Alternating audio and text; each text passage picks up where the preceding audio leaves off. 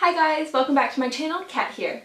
So today I'm doing the It's Finally Fall tag. The original creator is Tallent, and I will leave her link down below. But I've seen a few booktubers do this and I just really like the questions, so I decided to give it a go. And I also know that it is definitely already fall. It's October and it's getting quite chilly, but I've just been busy with like all the Halloween themed videos that I didn't have a chance to do any tags yet. So without further ado, let's go ahead and get into it. I'm gonna read her questions from her original video because her questions are really in-depth and are kind of beautiful. So number one, in fall, the air is crisp and clear. Name a book with a vivid setting. So for me, I'm going to choose Ready Player One by Ernest Cline. I just read this last month and the setting is so cool, and when I thought of an interesting setting that I would like to talk about, this is the setting that I thought of. And I'm not talking about the real world setting because the world in this world has kind of disintegrated. I'm talking about the Oasis, which is the online virtual reality. And if you don't know, this book follows a boy who is basically hunting through the online world to find these different keys, to find the Easter egg, to basically get the grand treasure at the end. The setting is one of the driving forces of the book, and I had some issues with character development and minor issues with plot, but the setting is just on point and like, wow, blew me away. And people will especially love this if you love 80s trivia, no matter what. Movies, music, video games, animation, manga. If you like anything from the 80s, this is definitely your book. So go ahead and check it out. Question number two. Nature is beautiful, but also dying. A little dark. Name a book that is beautifully written, but also deals with a heavy topic like loss or grief. Okay, so for this, I absolutely have to choose My Absolute Darling by Gabriel Tallent. It was written in an extremely beautiful way, astonishingly so since it is his first novel, and it deals with a very twisted relationship between a 14-year-old girl and her father. So if that doesn't just sound extremely dark, then I don't know what does. And if you are thinking of picking this book up, know that there are a lot of triggers for violence and incest and a lot of mental and physical abuse. So I wouldn't recommend it for younger readers, but I have absolutely nothing but the highest regards for this book. I did a full review of it because I wanted to give it a spoilery review because it's hard to talk about all of the things that happen and all of the full character arcs and the symbolism and that kind of thing without giving spoilers away, so I'm gonna go ahead and link that down below. So yeah, My Absolute Darling, if you haven't read it, you should read it. It is amazing. Number three. Fall is back to school season. Share a nonfiction book that taught you something new. I'm going to choose H is for Hawk by Helen Macdonald. When her father dies, she decides to start training goshawks. And goshawks are extremely unpredictable and very mercurial, and their temperament goes up and down, and she interweaves how to train goshawks with also the story of her father's life and also the history of some of the original people who trained goshawks, especially trying in gay and queer elements into the narrative. I found so many interesting things about this book. It also makes me want to go and visit the English countryside and fly a goshawk, which is impossible because you have to be really cool with dissecting animals and tearing them up and feeding this predatory bird, which I wouldn't be fine with, but I mean, it's just the imagery of it is so cool. Like, just walking around the countryside with my goshawk, flying it, and just hunting, being free. So yeah, if you ever get the chance to read this book, I highly recommend it. H is for Hawk and B is for Badass. Number four, in order to keep warm, it's good to spend some time with the people we love. Name a fictional family or household or friend group that you'd like to be a part of. Okay, so for me, I'm going to choose They Both Die at the End by Silvera. This book has all of those three elements that were just mentioned. So awesome friend groups, yup. There are two different friend groups because there's two main characters, so each of their separate friend groups are equally awesome. So Mattio's father sounds just amazing, and the way that he talks about his father really leads you to see how amazing of a parent figure he was and how gentle of a father he was. And then also the dynamics of the different households I thought was really friendly and welcoming. Obviously living in foster care isn't necessarily the ideal for everyone's situation, but in this situation I feel like the home life that Matteo had and then the foster family on the other side they all seem really amazing. So I think because this novel is so centered around something so dark between the two main characters, that to balance it, Silvera created all the secondary characters as being very supportive and warm and lovely and just so genteel towards the main characters. So I have nothing but love for like all of the secondary characters, except like, you know, that one, you know who I'm talking about if you've read this book. He can just go take a hike and never come back, but I mean, everyone else, the secondary characters, are amazing. I just thought it was so strong, and the way that it's portrayed, even through the worst of times, was just really heartwarming, and I thought that it was just really amazing, and it lent so much dimension to this book, and if you haven't read it, you should read it, and oh my god, it's so good. I finished it up on Dewey's 24-hour readathon, and if you want to see me cry, then go ahead and watch that vlog. Number 5, the colorful leaves are piling up on the ground. Show us a pile of fall-colored spines. So I'm just going to read them off from the bottom and go up. So down, when leaves are changing colors, we've got Euphoria by Lily King. Then the yellow, we have Hard-Boiled Wonderland and The End of the World by Haruki Murakami.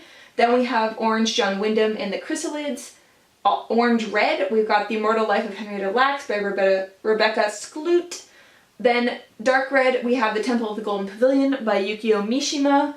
Then bright red, we have The Power by Naomi Alderman.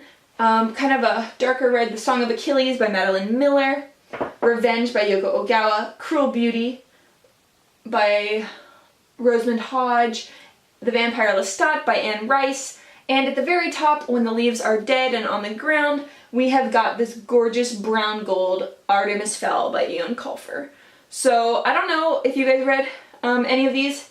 I'm not going to go into them. I have read most of them, and they are amazing. I'm currently reading The Power by Naomi Alderman, and Artemis Fowl was one of my childhood favorites because I just thought he was such a little smartass, and I love smartass characters. Yeah, so yeah. Number 6, fall is the perfect time for some storytelling by the fireside. Share a story that involves someone telling a story, and for me, I'm also including a place where people are telling a story around a fireside. So I'm going to say Fahrenheit 451. If you have read to the end of that book, you know that they all meet up around the fireside or along train tracks to share knowledge that they have. So I just thought that it was a really literal, like, meaning of her question, and also the entire book deals with burning of books. So I just think that Fahrenheit 451 is amazing, and I'm a huge Ray Bradbury fan. I have done also 7 spooky stories for Halloween. I will leave the link down below if you want to check it out. Number 7, the nights are getting darker. Share a dark, creepy read. For this one, I'm going to do Drawing Blood by Poppy Z. Brite. I have talked about this book a bunch since I have finished reading it. I also finished it on Dewey's 24-hour readathon, and it is amazing. Poppy Z. Brite is a brilliant gothic writer and somehow is able to combine elements of ultra-violence and gore with seduction and art. So in Drawing Blood, there are 2 main characters, and one is a boy who, in his childhood, his father murdered his entire family but left him alive, and for the life of him, he can't figure out why. So he goes back to his childhood home to try to figure out why his father left him alive. And then also coming his way is a computer hacker from New Orleans who is wanted by the CIA. So as their paths collide, things just get really dark, really gritty. There are a lot of trigger warnings for this book. If you're going to read it, please do some research and make sure that it is something that you can handle. And I just thought it was brilliant. It's one of those books where you're reading it and you're just like, oh my god, what is going to happen? Oh my god. I didn't know how it was going to end until probably about 97-98% of the way through, and it just blew my mind. Brite is really just an original, and I urge you to read it if you think that you can stomach dark content. So it is definitely dark, it is definitely creepy, and I definitely love it so, so much. So number 8, the days are getting longer. Share a short, heartwarming read that would put a smile on someone's face. So for that, I'm actually going to choose this book called The Emotionary by Words by Eden Sher and comics by Julia Wertz. This book Ryan got for me on White Day in March, I believe, and whenever I'm feeling down, I will pick this book up because it just always makes me chuckle. So they reimagine words that are not real words, and they basically smush words together to create a feeling that like we all have, and then there's comics to go along with some of them. So for instance, one that I just flipped to is commiserage, which is a combo of commiserate and rage, and it is described as a noun, the disdain for those who don't share one's problems. So for example, that's what the page looks like. And then this is kind of what the comic looks like. And they're not all that intense, but definitely some are more intense than others. And they definitely make me chuckle, and it's always nice to feel like people understand emotions that you don't know the word for. So it's hard to explain to someone how you feel sometimes. And then this book totally puts you at ease. I think it's written in such a way that it definitely makes me chuckle and definitely makes me smile every time I read it. So I'm just really thankful that he got me this book, and it's so nice. Yeah. Number 9.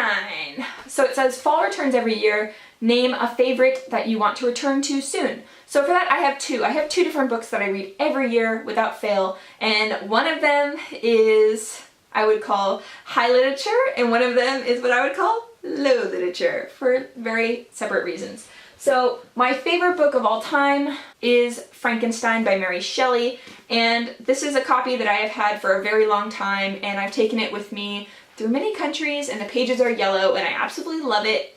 It smells kind of like mildew, which is like the best smell ever, and I just love Frankenstein so much. I remember Frankenstein is one of the books where all my preconceived notions going in were proven wrong. And I just remember no one had told me that Frankenstein was the doctor, not the monster. No one had told me that the monster wasn't necessarily the villain. No one had told me that the monster tries to speak and is rejected the first time he ever tries to speak to anyone. And oh my god, it just ripped my heart out and made me think completely differently about what I had been thinking at that time, and also how malign poor Frankenstein's monster is in all of pop culture. So I will definitely be rereading this. I reread it every winter because a lot of the setting is in cold places, so I do like to reread it in winter. And the other one I have is A Season in the Highlands by Jude, Deveraux, Jill Barnett, and a bunch of other people. So this is a collection of romantic Highland stories. My mother gave this to me when I first moved to Korea to teach, so 4 or 5 years ago, and I've reread it every year. I do love some good smut, and I do love Highland smut specifically. However, the reason that I keep it is because 1, it has a bunch of my favorite authors in here. 2, it's not that smutty, it's more like romantic. And 3, and most importantly, actually it just reminds me of kind of being home and being with my mom, because she always reads romance books and then she always gives them to me, and then when I read them we're like, oh my god, can you believe what happened in that? Or like, oh my god, that one was utter trash. But we're gonna read it anyway because we is trash. And yeah, so it just makes me feel nice and kind of like I'm home.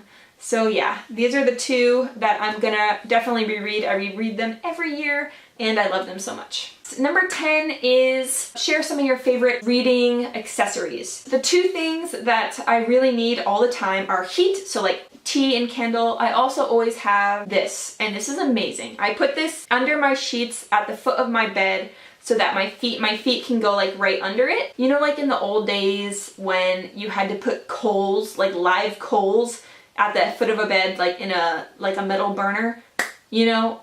That's kind of what this function is, because my feet are always cold, and if my feet are cold, I cannot do anything. And I can't read. I really can't. I can do nothing. But the main thing about reading is I really love to listen to music when I read. So I always keep an updated playlist, and especially for reading, I like to listen to lo-fi, which is low fidelity music, so it has like imperfections in it. So just looking at some of my favorite lo-fi videos, I'm just gonna name like the YouTube sites where I get them, and I will leave some of the links to them down below if you're interested in trying out lo-fi. It's also great for studying. It's like amazing because it has enough of a rhythm and things to not be boring, but it's also, there's no words, and usually it's not too crazy to like jar you from studying or jar you from reading. For instance, the Jazz Hop Cafe, Fear Dog, Anime Vibe, Fantastic Music, Dreamy, and Ambition. So those are all music sites, and they upload different lo-fi musics amongst others. So yeah, and I believe number 11 is just to tag other people, and I'm just gonna say if you see this video, then consider yourself tagged, and if you would like to do it, then please do so.